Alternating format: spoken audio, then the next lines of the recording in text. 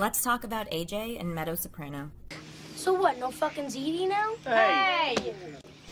In many ways, Meadow and AJ Soprano are just like your typical sister and brother living out in the suburbs. You locked my bedroom window on purpose so I get caught. We know a few things about AJ and Meadow pretty early on. When it comes to being a real student in Casa Soprano, that role belongs to Meadow. Meadow, Mary Angela, Soprano.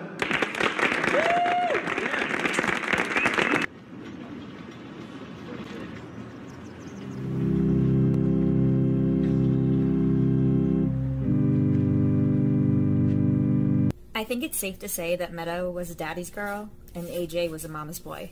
In fact, there's an episode where we can actually see Carmela sketching a picture of AJ. Though AJ is a mama's boy, he does have something in common with Tony, besides their name: panic attacks.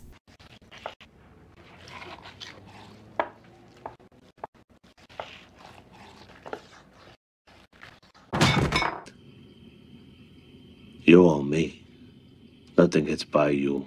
And I know you think I'm a hypocrite.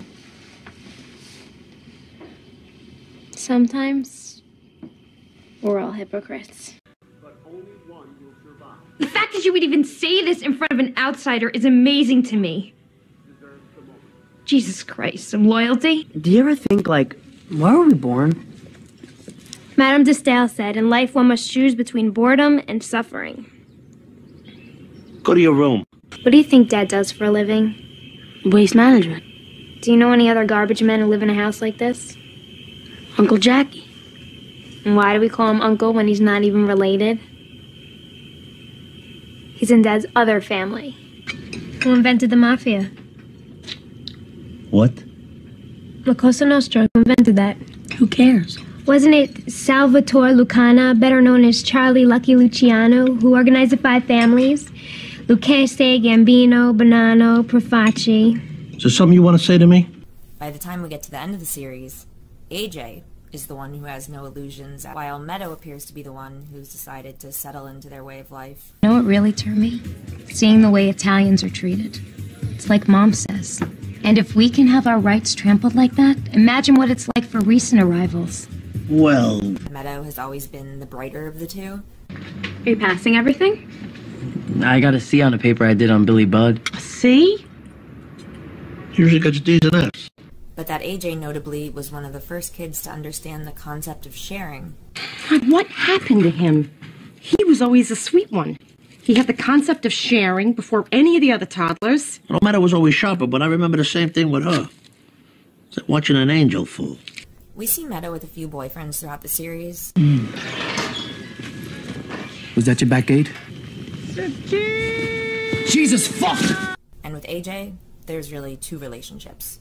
One with Devin in seasons 4 to 5, and then with Blanca in season 6, which ended very sadly when Blanca called off their engagement, which led AJ into a deep depression that ended with him being hospitalized for a suicide attempt. As coincidence would have it, AJ sees this girl Rhiannon while he's in the hospital. It's someone he'd previously met but he hadn't seen in a while, so this is a little reunion of sorts. There's also a theory that Rhiannon actually had something to do with the ending, with taking out Tony Soprano, that she was essentially a mole for the Lupertazzi family. And if that was her mission, she was very successful. We're not eating at home tonight. I thought we'd go to Holston's. I got meetings with carpenters. Jackie. He was doing a drug deal with some black dudes, and they shot him. He's like dead.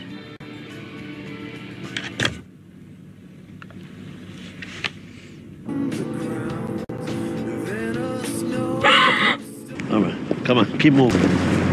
Listen to Mr. Mob Boss. What did you call me?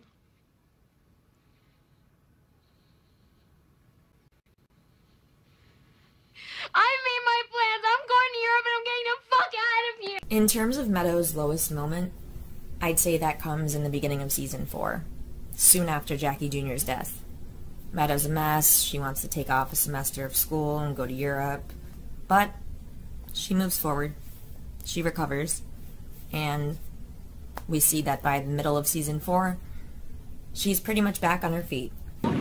I'm Meadow, the Lightness Man's sister. I'm Devin. Hi. Can I talk to you? Is this what you do on a Friday night? The South Bronx Law Center. It's a free criminal defense service for those who can't afford legal counsel. I intern here. Yeah, I need to use your room. What for? You know. The greatest cultural center in the world. And you came over here for sex? I go to Harvard or West Point. Well, you may get to see them on television, but that's about it. You want to go to college like that, you got to crack the books. So, Nana was asking me today where you want to go to college. I don't know. West Point. West Point? Yeah, that's what you said. No, I didn't. Yeah, you did. You were sitting right there. You said either Harvard or West Point. No way I'd ever have said that. I could never get in. AJ starts off wanting to go to Harvard or West Point, but just a year later, we see that he feels differently. We tend to think that as we get older, as we grow, we gain more and more confidence in ourselves and our abilities.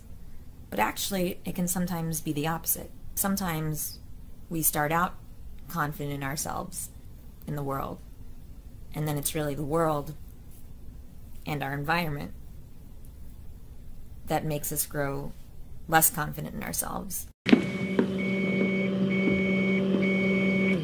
I'm supposed to get a vasectomy when this is my male heir? Look at him. We are rapidly approaching crisis mode here with these grades. I'm always being sent to him. Why do I bother going anymore? I need to give this back to you. Why? I mean, I love you. I love you too, Anthony. I don't know, maybe I don't. All I know is I just don't feel it. Oh my God. Anthony. You like it? It's gorgeous. I don't know what to say. Look, I know you're scared, okay? All the problems you had with Hector's dad. I'm not like that. It's not just that. AJ tries to say all of these reassuring things to her, but the problem is, he assumes that he knows what Blanca's concerned about. Brian and Janine must be so happy. I hope so. Just the two? It's big, right? It's a mansion. Fresh your salad? They have a baby on the way. Let's get engaged. Really? Why are you saying that now? I can't think. It's too late. It's just something I feel very strongly. Solidly unsentimental. As I mentioned earlier, Meadow is a daddy's girl, Tony Soprano's daughter. Whereas with AJ, he's more of a mama's boy. I need mom's cooking. It could mess with my blood chemistry. Though, like Carmela said, that doesn't mean she doesn't get a ration of shit from him in every conversation once AJ gets into his real teenage years.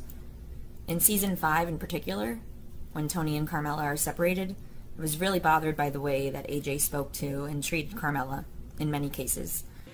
Can we take it out? Yeah, we can take it out. Once.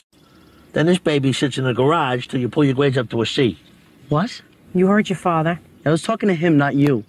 Especially after the night that he went to the concert and came home with no eyebrows, then cursed at Carmela and saw her fall down on the stairs, and he didn't try to help her back up.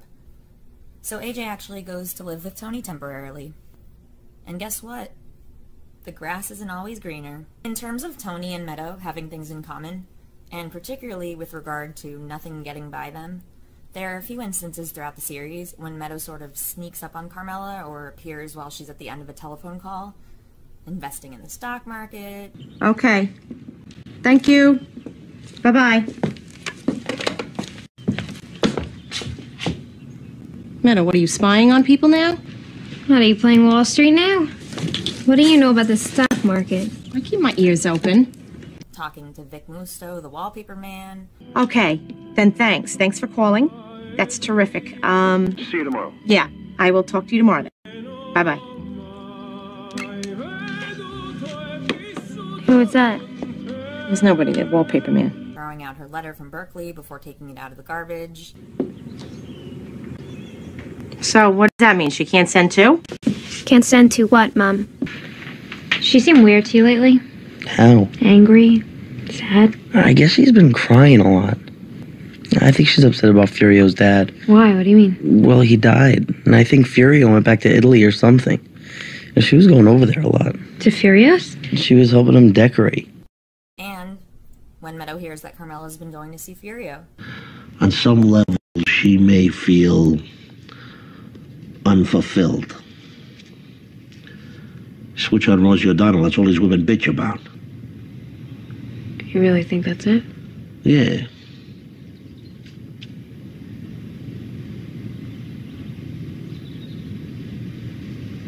It's probably the beginning of menopause, like you said. Speaking of revealing things, when you think about it, AJ has a pretty big mouth. After all, he's the one who told Livia that Tony was seeing a psychiatrist, and he also told Livia that Tony and Janice were talking about her DNR. You should go back to counseling. Well, you guys could still get back together, maybe, right? Yeah, sure. So during season 5, both AJ and Meadow have to adjust to the separation, with AJ, of course, having it affect him a little bit more, given that he still lives in the house. Meadow's increasingly concerned with AJ as we get deeper into season 6, and particularly after Blanca breaks up with him, Meadow mentions her concerns to Tony and Carmela. I know he's upset, but he's been saying some things that are really disturbing. Like what? Like, nobody gives a shit about him, what's the point of anything, stuff like that. Oh man, oh baby, Xterra SE. Loaded. 3.3 liter supercharged. I warned you! I didn't even do anything, Mom! Eric, get in the house! I fucking hate all of you! You apologize right now! Open them.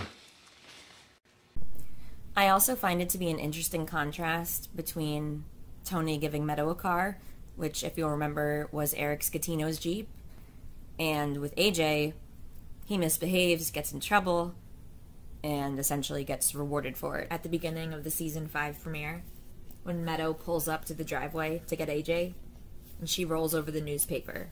Contrast that with the previous season premieres, where Tony always walks down to the driveway to get the newspaper himself.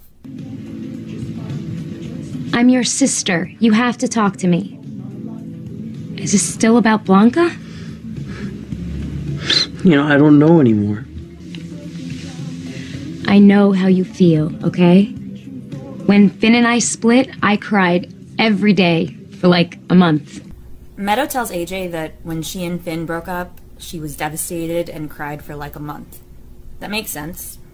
They were in a serious relationship and engaged, so it's not that Meadow didn't suffer. She did, but she was resilient and bounced back, just like she did after Jackie Jr.'s death. But AJ may not be quite so resilient or naturally able to cope with life's challenges. Why don't you try setting goals for yourself? Maybe you should move out. All right, in my condition. We're Italian, AJ. You're their son.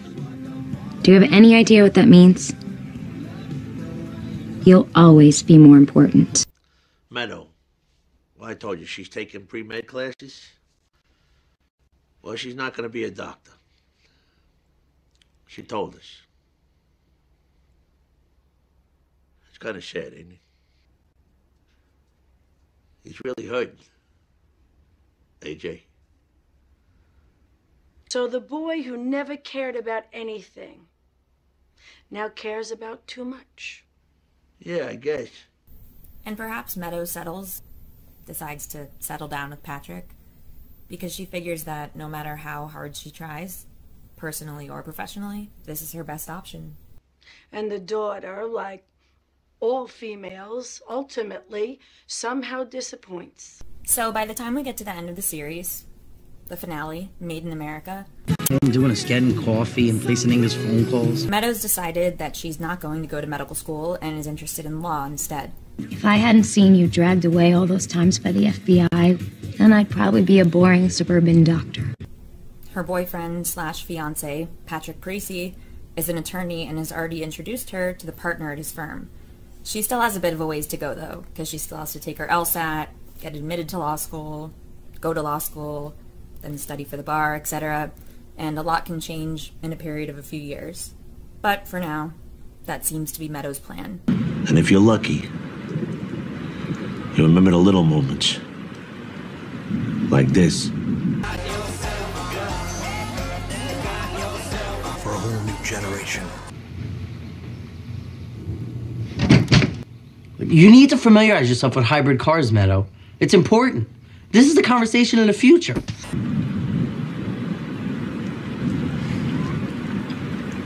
Double good. Cheers.